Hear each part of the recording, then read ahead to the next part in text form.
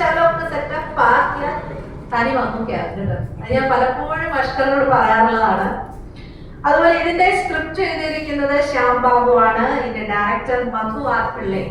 ഇവരെല്ലാവരും എനിക്ക് പുതിയ ആൾക്കാരാണ്. പക്ഷെ ഇവിടെ വന്ന് കണ്ടു കഴിഞ്ഞപ്പോഴാണ് ഇതിന്റെ സ്ക്രിപ്റ്റ് റൈറ്റർ എന്നോടൊപ്പം റിപ്പോർട്ട് ചാനലിൽ വർക്ക് ചെയ്തിട്ടുള്ള ആളാണെന്ന് മനസ്സിലായത്.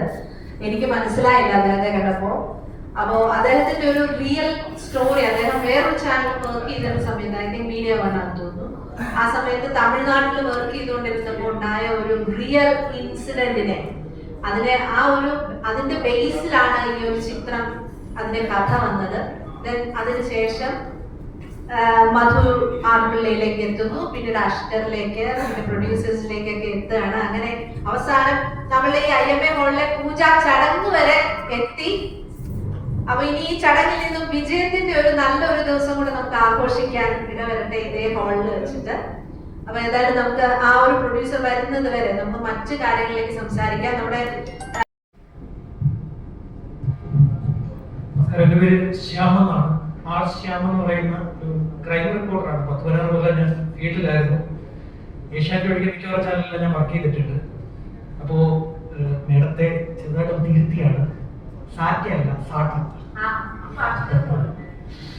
സാട്ട എന്നാണ്. അതായത് ഇതൊരു ലാറ്റിൻ വേർഡാണ് സാട്ട. കേരള പോലീസ് അത് ലാറ്റിനിൽ നിന്ന് കളക്ട് ചെയ്ത വേർഡാണ്. അതിന്റെ പ്രത്യേകത എന്ന് വെച്ച് കഴിഞ്ഞാൽ രാവിലെ 8 മണി ആകുമ്പോഴത്തേക്ക് പോലീസിന്റെ ഒരു കോൺഫറൻസ് നടക്കും. അതായത് DGP, ADGP, DIG മുതലേക്ക് താഴെ CI വരെയുള്ള ആളുകളുമായിട്ട് വയർലെസ് കമ്മ്യൂണിക്കേഷൻ ആണ് നടക്കുന്നത്. രാവിലെ 8 മണിക്ക് ഇത് സ്റ്റാർട്ട് ചെയ്താൽ 9:30 ഇത് അവസാനിക്കുന്നു. ആ സമയത്ത് അതായത് DGP ചോദിക്കും, അതായത് സംസ്ഥാന പോലീസ് മേധാവി പ്രധാനപ്പെട്ട ക്രൈമുകളുടെ വിവരങ്ങൾ ചോദിക്കും. ആ സമയത്ത് ഇതിൽ തീർപ്പാകാത്ത ക്രൈമുകൾ ഏതാണ് എന്ന് കളക്ട് ചെയ്യുകയാണ് ഇവരുടെ രീതി. ഇതാണ് സാട്ട. ഈ സമയത്തുണ്ടായ ഒരു ക്രൈം, അതായത് പരിഹരിക്കപ്പെടാത്ത ഒരു ക്രൈം, അത് ദിവസവും ഈ സാട്ട പോയി ചോദിക്കപ്പെടും. DGPക്ക് ചോദിക്കേണ്ടി വരും, ഇത് നിങ്ങൾ എന്തുകൊണ്ട് തീർപ്പാക്കുന്നില്ല? ഇതാണ് ഈ സംഭവം. തീർക്കാൻ പറ്റാത്തൊരു ക്രൈം. ആ ക്രൈം നടന്നുകൊണ്ടേയിരിക്കുന്നു, തുടർച്ചയായിട്ട് കണ്ടിന്യൂ ചെയ്തിട്ട് പോകണം. ഇത് ശരിക്കും പറഞ്ഞ ഒരൊറ്റ ക്രൈമാണ്. ഞാനത് ഒരു പലതാക്കി മാറ്റി. ഇത് തമിഴ്നാട്ടിൽ, ഞാൻ കൊല്ലം ബ്യൂറോയിൽ വർക്ക് ചെയ്യുന്ന സമയത്ത്, മീഡിയ വണ്ടി ഇരിക്കുന്ന സമയത്ത് തമിഴ്നാട്ടിൽ നടന്നൊരു ക്രൈമാണ്. ആ ക്രൈം പിന്നീട് പരിഹരിക്കാതെ ഇങ്ങനെ നടക്കവേ ആ ക്രൈം ഉപയോഗിച്ചുകൊണ്ട് വേറൊരു ക്രൈം ചെയ്തു. അയാളുടെ തലയിൽ ഈ ക്രൈം പോയി വീഴും. ഇതാണ് ഇതിന്റെ ഒരു പ്രത്യേകത. ഒരു പ്രത്യേക സൈക്കോ സ്വഭാവമുള്ള ഒരു കഥയാണ്. അപ്പൊ ഞാനിത് പലരോട് പോയി കഥ പറഞ്ഞു. അപ്പൊ കഥയൊക്കെ കേട്ടപ്പോ പലരും എന്നോട് പറഞ്ഞു, ഇതൊന്നും എന്താ പറയുക, ഇത് നീ കൊറിയൻ ഫിലിം തട്ടിക്കൊണ്ട് വന്നതാണെന്നൊക്കെ എന്നോട് ചോദിച്ചു. കൊറിയൻ ഫിലിമിന്റെ സ്ക്രിപ്റ്റ് നീ അടിച്ചോണ്ട് വന്നതാണെന്നൊക്കെ എന്നോട് പലരും ചോദിച്ചു. പലരും ചിലർക്ക് എന്നെ കളിയാക്കി കിട്ടും, ചിലർ വളരെ കാര്യമായിട്ടാണ് കഥ കേട്ടു. പക്ഷെ ഇതൊന്നും മലയാളം അംഗീകരിക്കില്ല എന്നൊക്കെ ആദ്യം കുറെ പേര് പറഞ്ഞു. പക്ഷെ പിന്നീട് ഇങ്ങോട്ട് വന്നപ്പോഴത്തേക്ക് ചില ഉണ്ണിമുഖത്തിന്റെ സിനിമകൾ അത്രയും ഭീകര ക്രൈമൊക്കെ കണ്ടപ്പോഴത്തേക്ക് അതൊക്കെ മലയാളികൾ അംഗീകരിക്കുന്നുണ്ടല്ലോ. സ്വാഭാവികമായിട്ട് ഇത്രയും ഭീകര ക്രൈമൊക്കെ അംഗീകരിക്കുമെന്ന് എനിക്ക് തോന്നി. പിന്നീട് ഞാൻ പോയി കഥ നമ്മുടെ സഹപ്രവർത്തകനായിട്ടുള്ള ജുനൈദിനോട് പറഞ്ഞു. എന്റെ സഹപ്രവർത്തകനാണ്, ദീർഘകാലം എനിക്ക് സംസാരിക്കുന്നു പറയില്ല കേട്ടോ, നേരെ ഇതിന്റെ പ്രശ്നം. അപ്പോ ഞാൻ ജുനൈദിനോട് പോയി കഥ പറഞ്ഞു. ജുനൈദിനോട് കഥ പറഞ്ഞപ്പോ ജുനൈദാണ് പിന്നീട് പറഞ്ഞത്, ഇവിടെ ഇത് വർക്കൗട്ട് ആവും, ഇത് ഇത്രയും ഭീകരതയുണ്ടെങ്കിലും സംഭവത്തിനകത്ത് നിന്റെ കയ്യിലൊരു ഇതുണ്ട്, അതൊക്കെ ശരിയാവുമെന്ന് പറഞ്ഞു. അതിന്റെ ഒരു വിശ്വാസത്തിൽ ജുനൈദിന്റെ സ്ക്രിപ്റ്റ് കൊണ്ടുപോയി കൊടുത്തു. ജുനൈദ് ഏകദേശം 3 കൊല്ലത്തോളം സ്ക്രിപ്റ്റുമായിട്ട് പലരുടെ പുറകെ നടന്നു. ഏറ്റവും അവസാനമാണ് മധുശേഖരൻ വന്നത്. അത് എന്തായാലും അത് വർക്കൗട്ട് ആവുന്നതിൽ എനിക്ക് വളരെ സന്തോഷമുണ്ട്. പിന്നെ ഞാൻ പറഞ്ഞല്ലോ, ഞാൻ ഭയങ്കര ഇൻട്രോവേർട്ടാണ്. ഈ ആൾക്കാരെ എല്ലാവരെയും മുഖത്ത് നോക്കും ഭയങ്കര പാടാണ്. അപ്പൊ അതിന്റെ ഒരു പ്രശ്നമുണ്ട്. എന്തായാലും എല്ലാം നന്നായിരിക്കട്ടെ എന്ന് ഞാൻ പ്രതീക്ഷിക്കുന്നു.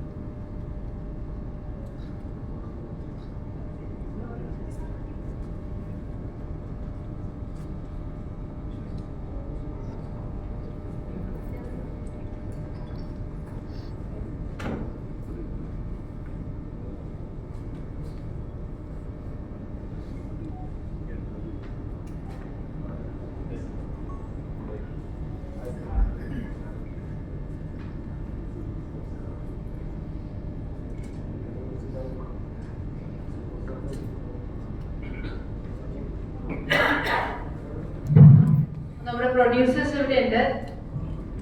ഗീത മാഡം ഇതിന്റെ പ്രൊഡക്ഷന്റെ കാര്യങ്ങളെ കുറിച്ചൊക്കെ ഒന്ന് ജസ്റ്റ് പുതിയതായിട്ടാണോ നമ്മളുടെ ഇൻഡസ്ട്രിയിലേക്ക്? ഓക്കെ, അപ്പൊ നമ്മുടെ പുതിയ മലയാള സിനിമയുടെ ലോകത്തേക്ക് ഒരു പുതിയ ലേഡി പ്രൊഡ്യൂസറെ കൂടെ കിട്ടിയിരിക്കുകയാണ്. വെൽക്കം. എല്ലാവർക്കും നമസ്കാരം. ഞാൻ ആദ്യമായിട്ടാണ് ഈ ഫീൽഡിലേക്ക് കടന്നു വരുന്നത്. ഈ കഥ കേട്ടതും ഇവരെല്ലാവരും വീട്ടിൽ വന്നിരുന്ന ഈ കഥയെക്കുറിച്ച് സംസാരിച്ചൊക്കെ വന്നപ്പോഴേക്ക് എനിക്കും തോന്നി എന്തായാലും ഒരു വ്യത്യസ്തമായ ഒരു ചിത്രമായിരിക്കും. എല്ലാം കൊണ്ടും ജനങ്ങൾക്ക് വളരെയധികം ഇഷ്ടപ്പെടും എന്നുള്ളൊരു വിശ്വാസം ഉണ്ടായതുകൊണ്ടാണ് ഞാൻ ഈ ഫീൽഡിലേക്ക് കടന്നു വന്നത്. അത് ഇത്രയും നന്നായിട്ട് തന്നെ മുമ്പോട്ട് കൊണ്ടുപോകാനും എല്ലാത്തിനും പ്രയോജനം ഉണ്ടാകട്ടെ ഈ സമയം പ്രാർത്ഥിച്ചുകൊണ്ട് മലയാള സിനിമയിലെ പ്രതിസന്ധികളെ പറ്റിയൊക്കെ ആരെങ്കിലും തോന്നി എങ്ങനെയായിരിക്കും ഇത് അവതരിപ്പിക്കുക എന്നെല്ലാം അഷ്കർ നമ്മളോട് ഷെയർ ചെയ്യും. നമസ്കാരം. എല്ലാ മാധ്യമപ്രവർത്തകർക്കും സുഹൃത്തുക്കൾക്കും എല്ലാവർക്കും നന്ദി. ഈ ഒരു അവസരത്തിൽ നിങ്ങളെല്ലാവരും കാണാൻ പറ്റിയത് ഇങ്ങനൊരു ഫംഗ്ഷനിൽ നിങ്ങൾ എത്തിപ്പെട്ടതിന് ഒരുപാട് നന്ദി. ഈ സാറ്റ അതിന്റെ പ്രൊഫഷണലായതാണ് ടൈറ്റിൽ. അപ്പോൾ സാറ്റ എന്ന് പറഞ്ഞത് ഓരോ സ്റ്റൈലാണ്. തമിഴിൽ നിന്ന് സാറ്റ എന്ന് പറയും, സാറ്റ എന്ന് പറഞ്ഞാൽ സാറ്റ സാറ്റ ടൈറ്റിൽ ചോദിച്ചത് സാറ്റ എന്താണ് ചോദിച്ചുകൊണ്ടിരിക്കുന്നത്. മഞ്ജുജി എന്ന് ചോദിച്ചപ്പോൾ ഞാൻ പറഞ്ഞു ഇങ്ങനെ ഒരു സംഭവമാണെന്ന് തോന്നുന്നു. ഡയറക്ടർ ചെറിയ മനസ്സിലാകുന്ന പ്രോഗ്രാം സാറ്റ എന്ന് പറയാതെ സാറ്റ മലയാളത്തിൽ നോക്കിയത് അദ്ദേഹം അങ്ങനെ ഓരോരോട് പറഞ്ഞത്. ഇപ്പൊ നമ്മുടെ സ്ക്രിപ്റ്റ് റൈറ്റർ അദ്ദേഹം പറഞ്ഞു അതിന്റെ ടീച്ചർ സാട്ട എന്താണെന്ന് പറഞ്ഞു. പിന്നെ ഈ സ്ക്രിപ്റ്റ് ഞാൻ കേട്ട് പല പ്രാവശ്യം ഞങ്ങൾ ഡിസ്കസ് ചെയ്തിരുന്നു. ഡയറക്ടറും എന്നോട് ഒരുപാട് പ്രാവശ്യം സംസാരിച്ചു. ഞങ്ങൾ അതിനുശേഷം അമ്മയുടെ വീട്ടിൽ പോയി സംസാരിച്ചു. അപ്പോൾ അങ്ങനെയെല്ലാം ഓക്കെ പറഞ്ഞു. അതുപോലെ വ്യത്യസ്തതയുള്ള ക്യാരക്ടറാണ് ഇത്. പോലീസ് മാത്രമല്ല, രണ്ട് ഗെറ്റപ്പ് അങ്ങനെ പ്ലാൻ ചെയ്തത്. രണ്ട് ഗെറ്റപ്പിലാണ് പ്ലാൻ ചെയ്തിരിക്കുന്നത്. ഇരട്ടയല്ല, രണ്ട് ഗെറ്റപ്പ് അല്ലേ? അപ്പൊ എല്ലാവരും ചിത്രം റിലീസാകാൻ വേണ്ടി പ്രാർത്ഥിക്കുക, റിലീസാകുന്നവരെയും പ്രാർത്ഥിക്കുക, റിലീസായി കഴിഞ്ഞ് കണ്ട് വിജയിപ്പിക്കുക. നിങ്ങളുടെ എല്ലാവരുടെയും അനുഗ്രഹം ഉണ്ടായിരിക്കണം. Okay, thank you Manji. വേറെ ആർട്ടിസ്റ്റുകൾ ഫൈനൽ ചെയ്തിട്ടില്ല. ആർട്ടിസ്റ്റുകൾ എല്ലാവരും ഫൈനൽ ആകാത്തതുകൊണ്ടാണ് അവരായിരുന്നു ഞങ്ങൾ പേര് വെക്കാത്ത തോന്നുന്നു. അപ്പൊ അഷ്കർ സൗദാന്റെ ഡേറ്റ് മാത്രമേ കിട്ടിയിട്ട് വന്നാൽ പറയാം. അങ്ങനെയല്ല, ആർട്ടിസ്റ്റുകൾ എല്ലാവരും സംസാരിക്കും. ഓരോ ക്യാരക്ടർ സെറ്റ് ആയിക്കൊണ്ടിരിക്കുന്നു. എല്ലാവർക്കും എന്റെ ഹൃദയം നിറഞ്ഞ ആശംസകൾ. ഞാൻ രണ്ട് വാക്ക് അഷ്കറിനെ കുറിച്ച് പറയാൻ ആഗ്രഹിക്കാം. Only 2 words. അഷ്കർ എന്താണെന്ന് ഞങ്ങൾ തമ്മിലുള്ള ബന്ധം ഒരു 10-15 വർഷമായി തുടങ്ങിയിട്ട്. തമിഴ് ഇൻഡസ്ട്രിയിൽ വർക്ക് ചെയ്ത് സ്റ്റാർട്ട് ചെയ്തതാണ് ഞങ്ങൾ തമ്മിലുള്ള ബന്ധം. 2 പടം ഞങ്ങൾ ഒരുമിച്ച് വർക്ക് ചെയ്തിട്ടുണ്ട് തമിഴില്. അന്ന് ഞാൻ അഷ്കറിനെ നോട്ടീസ് ചെയ്തതാണ്.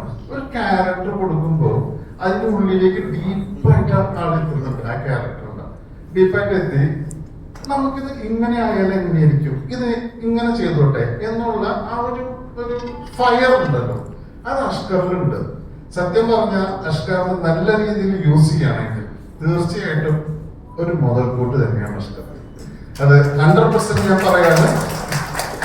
പിന്നെ ഉടനെ ഞങ്ങൾ തമ്മിൽ ഒരു പ്രോജക്റ്റ് ഉണ്ട്, അതും ഉണ്ടാവും. അത് ഞാനോട് പറയാറ്. Thank you so much. Thank you. എല്ലാവർക്കും എന്റെ ഹൃദയം നിറഞ്ഞ ആശംസകൾ. നമ്മുടെ പ്രൊഡ്യൂസർ ഷെരീഫ് അറിയപ്പെടേണ്ട പേരുകൾ മുഖാന്തരം അറിയപ്പെടേണ്ട ഒരു വ്യക്തിത്വം. കാരണം മമ്മൂട്ടിയുടെ മൗക്കയുടെ പെങ്ങളുടെ മകൻ എന്ന് എവിടെയും അഭിസംബോധനയിൽ സംസാരിക്കാത്ത ഒരു മനുഷ്യൻ അല്ല. ആ രീതിയിൽ അറിയപ്പെടേണ്ട ആളായിരുന്നെങ്കിൽ എവിടെയോ എത്തിപ്പെടേണ്ട ആളായിരിക്കും. ഇദ്ദേഹത്തെ ഇപ്പൊ മരിസ പറഞ്ഞ പോലെ തന്നെ കണ്ടെത്താൻ കഴിഞ്ഞില്ല എന്നാണ് മനസ്സിലാക്കുന്നത്. അപ്പൊ ഇദ്ദേഹത്തിന് ഈ സിനിമ ഒരുപാട് സിനിമകൾ ഉണ്ടെങ്കിൽ പോലും ഇത് ഇവർക്ക് പ്രൊഡ്യൂസേഴ്സിനും ഇദ്ദേഹത്തിനും ഒക്കെ ഒരു അഡ്രസ് ഏർപ്പെടുത്താൻ പറ്റിയ പടമായിരിക്കട്ടെ. ഒരുപാട് സിനിമകൾ കിട്ടട്ടെ. ഇദ്ദേഹത്തിലെ കഴിവുകൾ പുറത്തോട്ട് കൊണ്ടുവരാൻ ആരും ശ്രമിച്ചിട്ടാണ് മനസ്സിലാക്കുന്നത്. എല്ലാവർക്കും എല്ലാവിധ ആശംസകളും പടം വിജയിക്കട്ടെ. പ്രൊഡ്യൂസേഴ്സ് ഇതുപോലുള്ള പ്രൊഡ്യൂസേഴ്സ് ഉണ്ടാകട്ടെ. ഇതുപോലെ പടങ്ങൾ കിട്ടട്ടെ. എല്ലാവിധ ആശംസകളും. Thank you. അതുപോലെ ഈ പടം നല്ലൊരു ഹിറ്റാവട്ടെ എന്ന് പ്രതീക്ഷിക്കുന്നു. കാരണം പ്രൊഡ്യൂസേഴ്സ് നിർബന്ധമുള്ളൂ. പടത്തിന് കിട്ടാൻ വളരെ ബുദ്ധിമുട്ടാണ്. നമ്മൾ അതിനെ തിരിഞ്ഞ് നടന്ന് ഒരെണ്ണം ഒപ്പിച്ച് വന്ന് അത് വിജയിച്ചാലേ അടുത്ത പടം ഉണ്ടാവും. 25 വർഷത്തെ എക്സ്പീരിയൻസ് കൊണ്ട് പറഞ്ഞാണ് ഹിറ്റ് പടങ്ങളുടെ മുന്നിലും ഹിറ്റ് ഡയറക്ടേഴ്സിലൊക്കെ പ്രൊഡ്യൂസേഴ്സും നമ്മള് കഷ്ടപ്പെടുന്നതിന്റെ ഫലം ഇതിനുണ്ടാവില്ല. എല്ലാ പ്രൊഡ്യൂസേഴ്സിനും ഡയറക്ടേഴ്സിനൊക്കെ ആശംസകളും നേരുന്നു. നന്ദി, നമസ്കാരം. ഷൂട്ട് കാര്യങ്ങള് ഒക്കെയാണ്. അപ്പൊ അതിനു വേണ്ടിയിട്ടുള്ള എല്ലാ കാര്യങ്ങളും മനോഹരമായി വളരെ സ്മൂത്തായി നടന്നു കിട്ടട്ടെ എന്ന് പ്രാർത്ഥിക്കുകയാണ്. ഇവിടെ വന്നിരിക്കുന്ന എല്ലാവർക്കും, എസ്പെഷ്യലി എന്റെ മീഡിയ ഫ്രണ്ട്സിനെല്ലാം താങ്ക് യു സോ മച്ച്.